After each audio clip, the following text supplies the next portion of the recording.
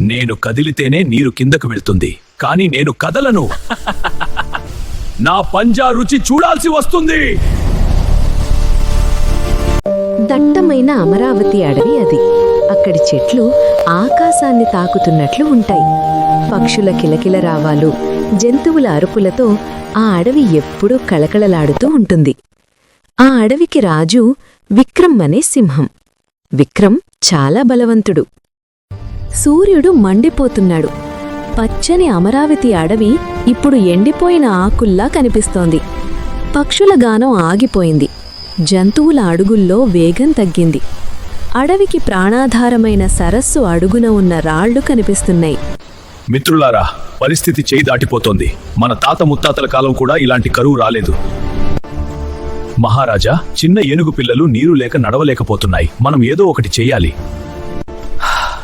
మహారాజా, నాకు ఏదో తేడాగా అనిపిస్తోంది. వర్షాలు పడకపోయినా కొండమీద నీరు రావాలి కదా. నది ప్రవాహం ఎందుకు ఆగిపోయింది?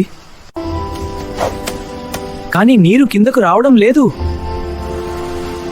విక్రమ్ నాయకత్వంలో నలుగురు స్నేహితులు నది పుట్టిన కొండవైపు బయలుదేరారు.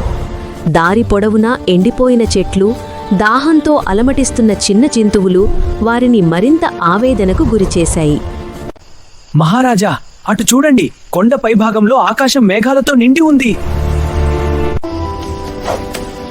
కానీ నీరు కిందకు రావడం లేదు. అంటే సమస్య పైన ఉంది. వేగంగా పదండి. వారు కొండ మలుపు తిరిగేసరికి ఒక అద్భుతమైన దృశ్యం. నది ప్రవాహం ఆగిపోయి ఒక పెద్ద నీటి మడుగులా మారింది. దానికి అడ్డంగా కాళీయ అనే భారీ కొండ చిలువ పడుకుని ఉంది.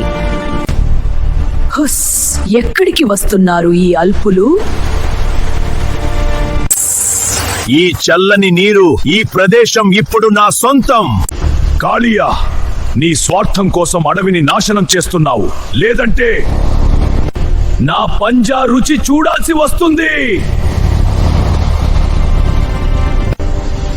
నీ గర్జనలకు నేను భయపడను విక్రమ్. నేను కదిలితేనే నీరు కిందకు వెళ్తుంది, కానీ నేను కదలను.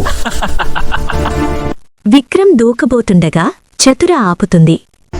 ఆగండి మహారాజా, దాన్ని తాకితే అది మిమ్మల్ని చుట్టేస్తుంది. మనం దాన్ని భయపెట్టి ఇక్కడి నుండి పంపాలి. దానికి శబ్దం అంటే పడదు. చింటూ, నీ సైన్యాన్ని సిద్ధం చెయ్యి. అర్థమైంది చతురా. Ready guys? వందల కొద్దీ కోతులు చెట్ల కొమ్మలను ఊపుతూ కిచకిచలాడతాయి. గజ తన తొండంతో పెద్దగా గీంకరిస్తాడు.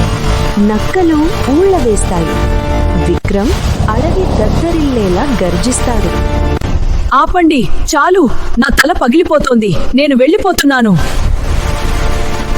కాళీయ భయంతో పారిపోగానే ఆగిపోయిన నీరు జలజలా పారుతూ అడవి వైపు పరుగులు తీసింది. అడవి అంతా మళ్లీ పచ్చదనంతో నిండిపోయింది. చూశారా, బలం మాత్రమే ఉంటే సరిపోదు, సమయానికి బుద్ధిని కూడా వాడాలి.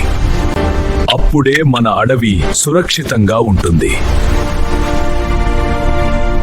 ఐకమత్యమే మహాబలం.